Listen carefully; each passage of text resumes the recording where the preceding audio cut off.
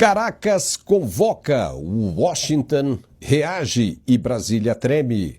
Nicolás Maduro, acuado pela presença militar dos Estados Unidos no Caribe e pela recompensa de $50 milhões pela sua captura, convocou mais de 4 milhões de milicianos e ainda correu para pedir socorro à China. Mas a resposta de Pequim veio muito fria.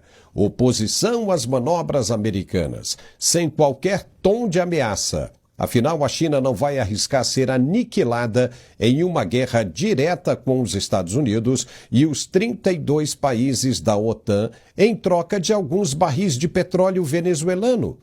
Enquanto isso, nos Estados Unidos, o polêmico podcaster Alex Jones afirma que há uma grande chance do Palácio Miraflores ser bombardeado a qualquer momento em uma ofensiva fulminante contra as forças de Maduro. No Brasil, a tensão também aumenta. Alexandre de Moraes teve o seu cartão Elo bloqueado, entrou na mira de novas sanções americanas e viu Flávio Dino assustar o mercado financeiro ao declarar que obrigar os bancos brasileiros a ignorarem a lei Magnitsky seria prevenção de problemas futuros. O resultado foi exatamente o contrário, bem ao contrário. Desconfiança, fuga de capitais e ainda mais pressão sobre o governo.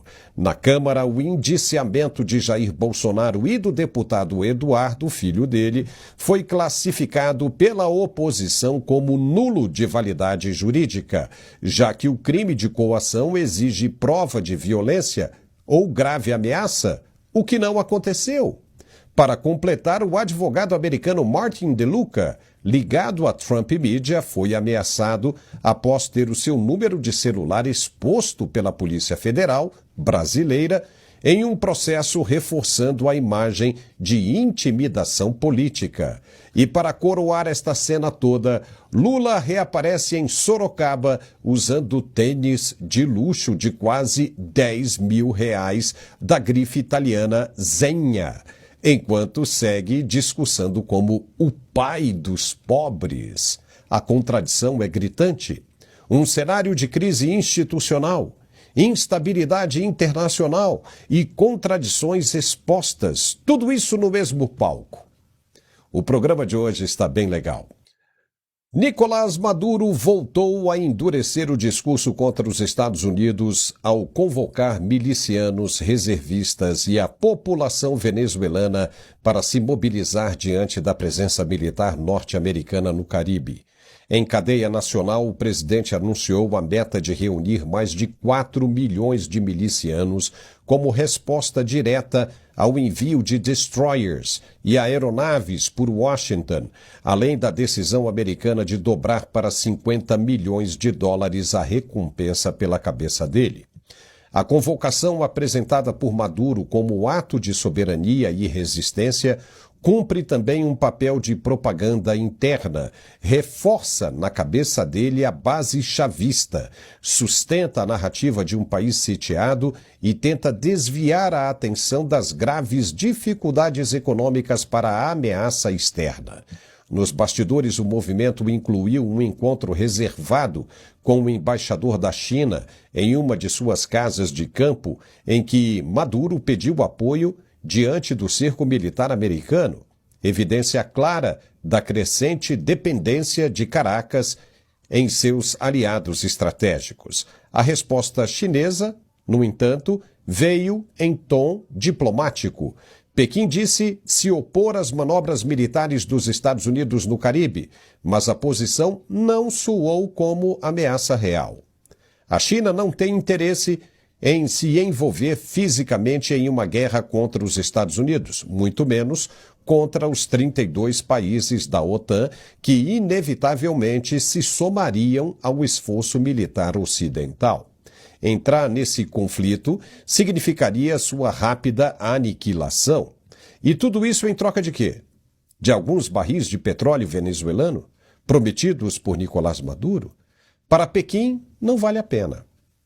Enquanto isso, nos Estados Unidos, o podcaster Alex Jones Figura conhecida e controversa, afirmou que o país estaria prestes a declarar a guerra à Venezuela e derrubar Maduro. Segundo ele, existe uma grande chance do Palácio de Miraflores ser bombardeado a qualquer momento, com as forças leais ao regime sendo eliminadas por explosivos de 900 quilos em uma ofensiva relâmpago. Vamos conversar agora sobre isso com o nosso analista de geopolítica, Gerson Gomes. Gerson, essa iniciativa de Maduro em buscar apoio chinês mais parece um desespero do que qualquer resultado efetivo. A China não pode fazer absolutamente nada para impedir que os americanos cumpram com o que já está determinado, não é? E mais, Donald Trump não iria mover tanta força assim aí de cima dos Estados Unidos até a Venezuela para não dar em nada. Ou seja, 3 destroyers e um submarino apenas para assustar Maduro. É claro que vai sair alguma coisa séria daí. Seja bem-vindo, Gerson. Bom, tá de volta, Paulo. De fato, você colocou 2 argumentos que são irrefutáveis. O primeiro, que o grande esforço que está sendo feito pelo Comando Sul em meios militares e, inclusive, meios de uma força conjunta, porque nós temos aviões altamente sofisticados que foram colocados sobre a região, que são aviões de controle de espaço aéreo e que fazem a coordenação de quando nós temos o que se chama de supremacia aérea ou superioridade aérea.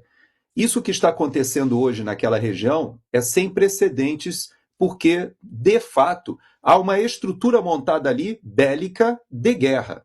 Agora, daí a se declarar guerra contra a Venezuela, eu creio que não há essa necessidade no meu ponto de vista. O que acontece ali em relação à China, como você colocou, não é nem que a China não veja vantagem de se envolver, ela não tem a possibilidade.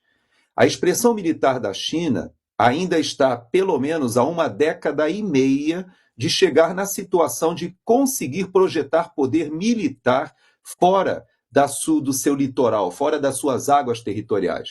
Veja, a China não tem nenhuma base militar longe do seu território, com exceção daquela pequena base ali no Djibouti, que fica na entrada do Mar Vermelho, que é uma base, na verdade, multinacional. Existem italianos, franceses, Grã-Bretanha, Estados Unidos, que tem 2 áreas ali bem grandes, e a China tem um pequeno porto que foi alugado ali, que é uma estratégia até daquela pontinha ali na África, no controle da entrada no Mar Vermelho, bem na frente, inclusive, do Iêmen, que lançou, inclusive, de ontem para hoje, mais um míssil lá sobre Israel, mais um míssil balístico iraniano.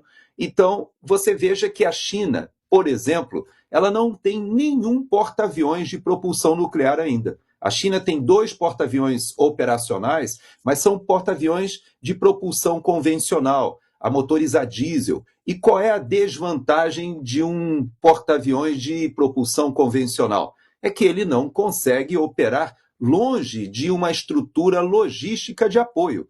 Ao contrário dos porta-aviões americanos, que têm 11 porta-aviões operacionais, ou seja, tem um 12º, inclusive, já é o segundo da classe Gerald Ford, que já está sendo ultimado. Esses porta-aviões, junto com as suas frotas, eles conseguem projetar poder em qualquer lugar do planeta. E o único país que tem porta-aviões de propulsão nuclear nesta quantidade é verdadeiramente os Estados Unidos da América. Então, não existe a menor possibilidade da China interferir nem na América do Sul, nem na África, nem mesmo na Ásia, fora ali da sua água territorial. Agora, o que existe sim é o interesse econômico, e a China joga esse jogo muito bem. A Rússia tem sim,